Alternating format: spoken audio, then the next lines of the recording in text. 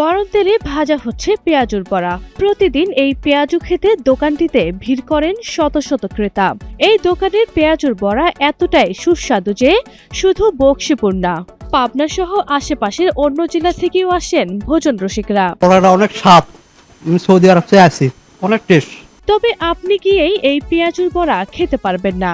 এটি খাওয়ার জন্য একদিন আগে মোবাইল ফোনে অথবা দোকানে সশরীরে গিয়ে অর্ডার দিতে হবে। আব্দুল কালাম যদি অর্ডার গ্রহণ করে তবে আপনার ভাগ্যে জুটবে এই সুস্বাদু পেঁয়াজু।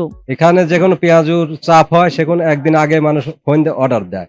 আবার মনে করেন সকালবেলা অর্ডার দেয়, বিকালে এসে নিয়ে যায় পেঁয়াজুর চাপ পেলে। এখানে ফোন দিয়ে আসলে রাতে 11টা বাজুক 12টা বাজুক আপনারা ফোন দিয়ে আসলে কনফার্ম আপনারা পেঁয়াজু পাবেন।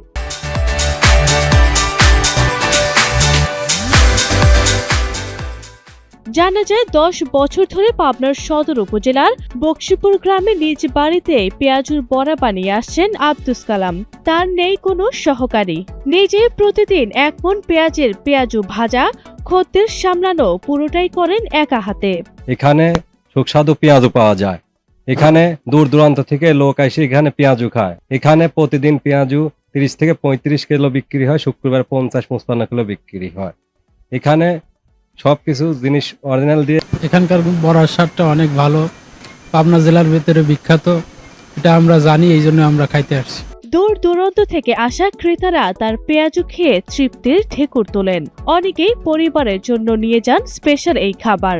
আর উনি যেহেতু আপনাদের সামনে সবার সামনে এটা তৈরি করে, এটাতে কোনো ভেজাল কিছু দেওয়া হয় না। এটা মনে করেন ডাউলের বড়া, এটা অনেক সুস্বাদু।